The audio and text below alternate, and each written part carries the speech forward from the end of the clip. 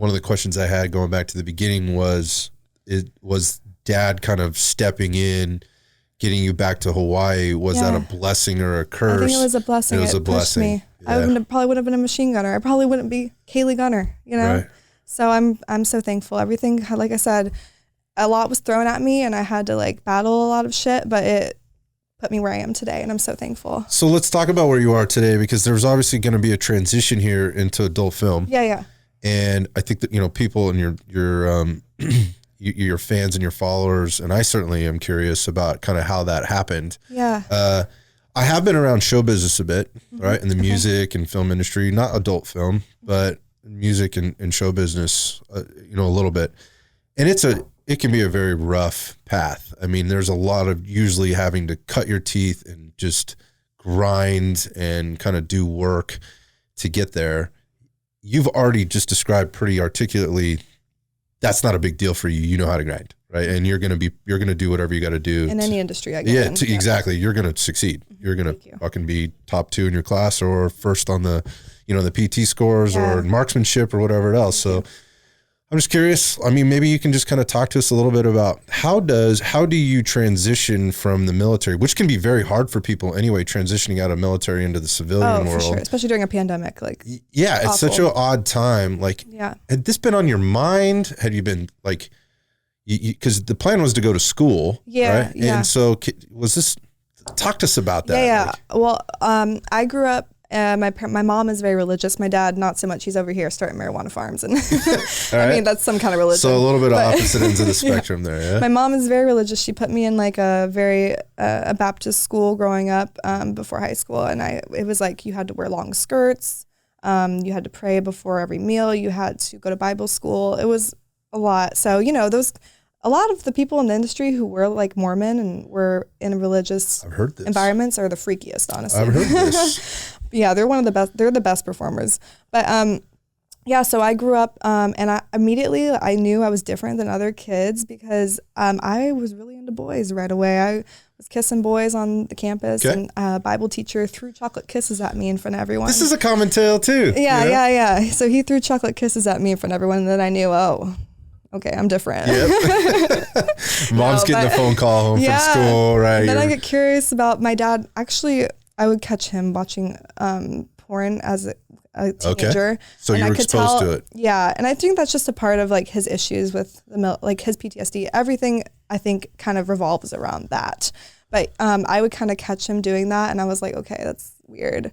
But he would like shut it down really quick and then act like nothing was going on, you know. But I don't think that's really what turned me on to it. That's freaky. But yeah, so I kind of knew about porn like younger, just seeing and being curious about it with all the kids in Bible school and like talking about it. And it made us very curious because we were not exposed to that kind of stuff. Well, there's another part is you're not supposed to be talking about it or seeing it or hearing about it, whatever. And you're growing up in a time where it's all available to you right there on your phone. Yeah, and we have the phones are a big thing.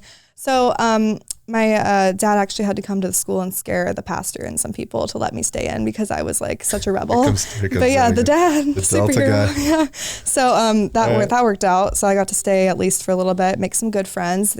You make great friends in those kinds of school though. Good people with good morals. I grew up in, you know, a secular school, a regular, you know, school or city school, county school, whatever. But I was actually in the Boy Scouts for a time when I was a kid, right? And the Boy Scout troop was attached to the church that my parents took us to. Oh, okay. And there was a school attached to the church. Yeah. And some of my best friends in my early like formidable years, like elementary, junior high, went to that school and went to the church and whatever else.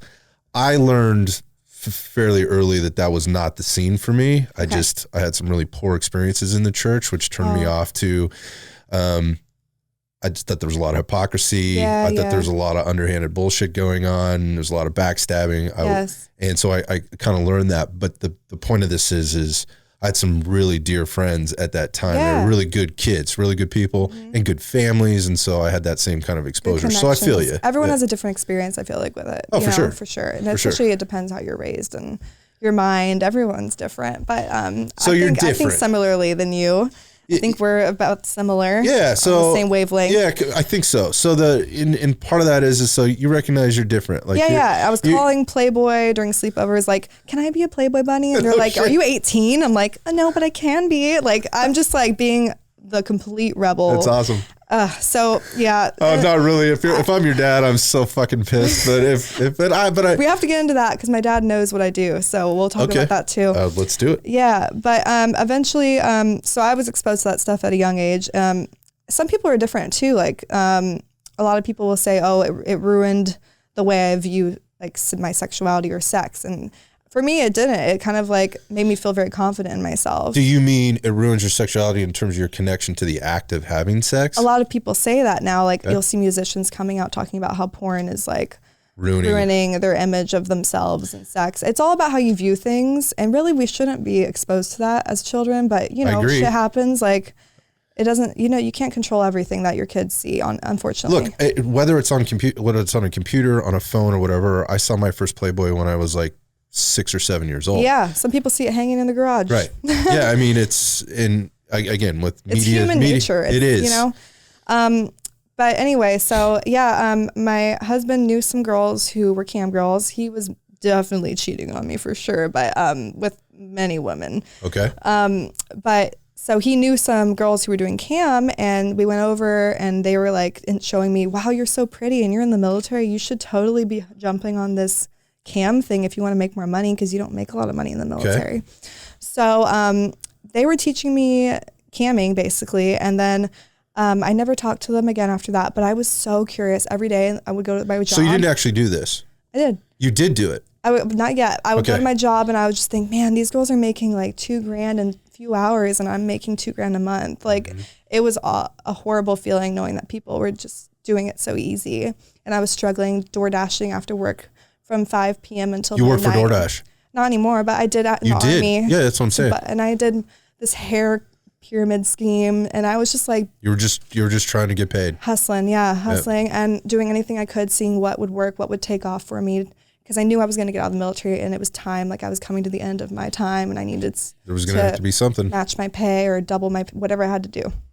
So I tried camming, and you're not supposed to be doing this kind of thing in the military. I can talk about it now, but I couldn't talk about it then, obviously. So I went under a different name. It was Kay. I was going under that name, Kay, and camming, and I was making good money, more than I was making in the military. And this was about my last year in. So it's becoming a reality. Yeah, and I'm like, I can get out, go to college easy. With this kind of dough. Yeah. Yeah. So to my understanding is camming has different levels, right? There's different things going on. Maybe just talk about kind of some of the things that you were doing on your show. Yeah. I started scared to even show anything. Like I was like, oh, if someone recognizes me from the military, I'm screwed and I can lose my benefits, like everything I worked so hard for. So that's why too, I waited until the end when I knew I was getting close to getting out. And so I eventually, obviously, like over time, I was like, I'm not making enough money. Like I need to be doing more.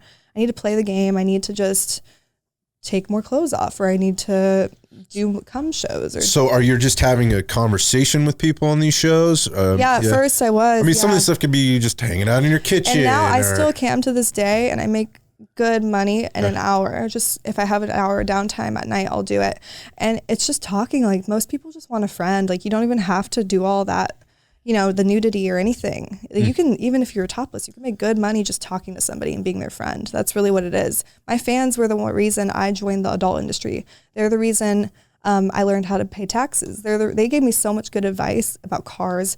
They taught me so much. Wow. I didn't have a husband or my parents. You know, I kind of moved out on my own, out of the military, away from them in California. So they were literally my best friends. So this is interesting because there's a value exchange happening here beyond the money piece, is what you're telling me. So you're making some money, you're getting these experiences, but you're also building virtual relationships. Yeah, they're like, oh, you don't have furniture? We're going to send you a couch. Oh, you do this for me so much. You're so nice to me. And no one's like, these people might not have any friends or be suicidal, or they're like, you're being so nice to me. I'm going to do this for you. Did that feel weird? At first, because I don't like asking people for shit, because I work hard. I work my ass off, and I don't want someone to say, oh, you have a sugar daddy, or, oh, you do this because of this person. But it didn't, because I genuinely felt like they knew I was going to stay and come back and talk to them and be there for them and just be a friend for them. So it didn't feel weird. So I found this interesting because in this situation where you're camming, you're in control, right? You control power, your time. You control your value in terms of when you want to work, when, who. Yep. There's no, you're not being told. I was like, why would I become a stripper and have men touching me when I can do this from my bedroom? Right. But let's just. So safety of your own home. Yes. Right, It felt very privacy. safe. A whole other name. Like your neighbors don't need to know what's going on. Like no one from the military. Nobody's following you home. Yeah. But anyway, I have to mention this too, because this is a big part of like why I am where I am. The last year in the military, we had a plastic surgeon near us. Okay. They were an Air Force plastic surgeon because it's a school and a place of education, so they don't need a plastic surgeon on site on our base. But I knew I always wanted to get a boob job. Okay. So I talked to the doctor at our Monterey location, and he said, actually, I've never had a soldier go do this because they're all students. So I would love for you to be my guinea pig and go get a free one through the military instead of going out of pocket and paying $20K somewhere. So the military's paying for the new boobs. Yeah. They're big on that. If you have any insecurity, they want their soldiers to be confident, and they will cover. This is news to me. Yes. So even then, if you need something downstairs, they will help you. So, okay. So you're like, yeah, I'm down. So I was going to go to a really good California doctor and pay $20,000. And they're like, here's a free one. And it's the Air Force is amazing. They're right. They got the best doctors. People. Yeah. Best food, best doctors. So I was like, this is. Other branches have a problem with that. But in your case, you're like, yeah, fucking sign me up. Yeah. And so it was like a win-win for me and the doctor. I was like, this is great. And again, things are just happening for me, falling in my lap. It was amazing. I did work hard though. I worked hard for everything I had, but. So you're camming or at this point I am camming because I was trying to save up for a boob job. Okay. So the boobs come after the camming. So you get the boob job. And then obviously I didn't know any of this stuff because I think the next question is like, what's the transition into film? Because camming and film are very different things. And before I guess you get there, was there some kind of an escalation in this cam thing when you start and you realize my friends noticed I was way more confident with my new surgery. Yeah. So they were like, you are killing it on cam. Like you're the #1 girl and you're a great performer. Like you overdo your cam shows. They're like, you need to be doing professional. Have you thought about it? You should be reaching out to agencies. They were sending me legitimate agencies to look at. And I was so grateful because a lot of girls come in with horrible experiences, just finding a random how to become a porn star. Yeah, or something. Yeah. So I was very thankful for them. They're the reason I'm doing this today. They believed in me. So yeah. And I kind of was like, okay, I'm in college during COVID online. This is horrible. I hated it. I was in the Army doing badass shit. Right. And now here I am sitting in my apartment in a brand new city. This is when I moved to where I am now in the Bay. Mm-hmm. And I knew nobody. I had no family, no friends. And I was like, okay, I'm bored. I need to go and meet people that aren't online, like not on cam. Gotcha.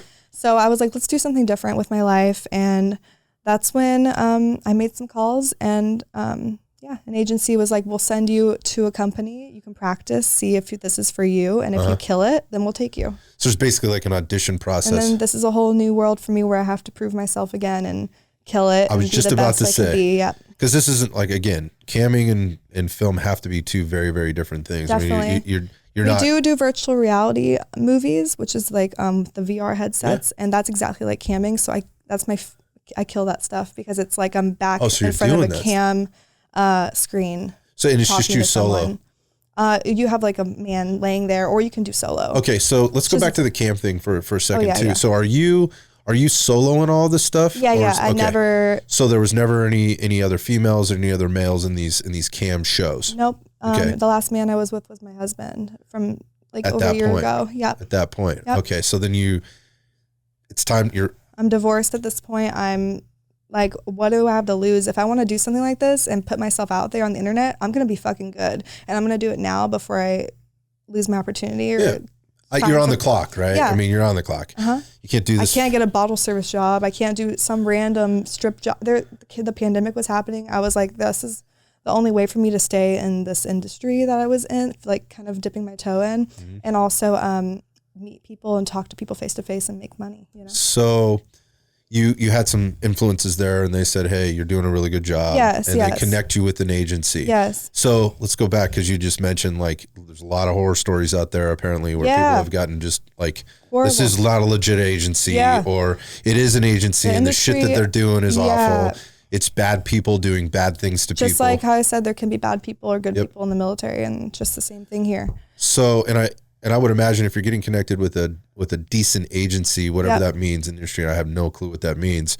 There's a vetting process that goes on here, right? Obviously, you have to show that you can perform. Yes. So there's that, but there's got to be like, what's the lead up to this? You just write them an email, or it was that easy. I was surprised. About it. They're like, here's some. There's, I'll name some. Spiegler, Next Level. Spiegler was a big one. I don't know if you ever heard of him, but I don't. He had like he has the top stars. So I knew like when I emailed him, he wasn't going to take me. And I was telling all these agencies, I've never done this before. I only want to do girls. I'm scared. Okay, so you put some limitations, but go back. Like, you've been crushing everything up until this point, and I just heard you say like you knew he wasn't going to take you. Why would you think like that? Like, why would that change all? Because I don't have any proof of me ever being on camera doing this. You don't have a product yet. Yes, I was like, okay, I'm gonna have to work my way to get into his agency. So I that was a big plan for me my first year. I was like, I'm gonna start with whoever will take me, and then whatever shit I have to go through, I can handle it. I've been through worse, and I know someday I'll be able, if this is for me, then maybe they'll take me. So I just took the first agency that was like, yes. Okay. But I made sure I went on, it's called AVN. I went on, it's like an adult website. They do the award shows. I went on their website and looked at the list of agencies. I didn't just listen to my fans just in case. They did give me good, reliable sources. But I went and looked at the list of the top winning agencies, basically. And I just went down the list, emailed them. And that's when my first agency, Next Level, they got back to me and they were like, we take a lot of new girls. We would be perfect for you, but we want to make sure that you can be a good product for us. Right. Yes, basically. Just like the military, when I sold my body to be a weapon, this was like I was a product. That's how you were. That's how you're reviewing it. That's interesting. I am a business, so that's exactly. So you have to look at it like that still. So, you just said you hadn't been with another man until or since the divorce, right? Yes, or since you dropped him off the airport and never saw him or talked to him again. So like, how is this? Like, company, how's the company and how's the interaction? I mean, right. So you know what you're going down there for. What's the mindset? That was the bravest. Besides joining the military, that was the second bravest thing I've ever done. Was going to. They flew me out, paid for my flight and hotel, and flew me out to a random state to do this with a random person, with strangers I never met. It's gotta be scary. Yeah, it was definitely brave of me for sure. It could have been a dumb decision or it could have been a great decision, but so far it's worked out. I don't suggest people just meet up with strangers, and do this, because there can be some sketchy people faking that they're a company. But at least I went through an agency first and I didn't just go try to shoot a random porno on someone's couch. Right. So I felt safer that I was going through someone and I had signed legal documents to make sure I'd be safe.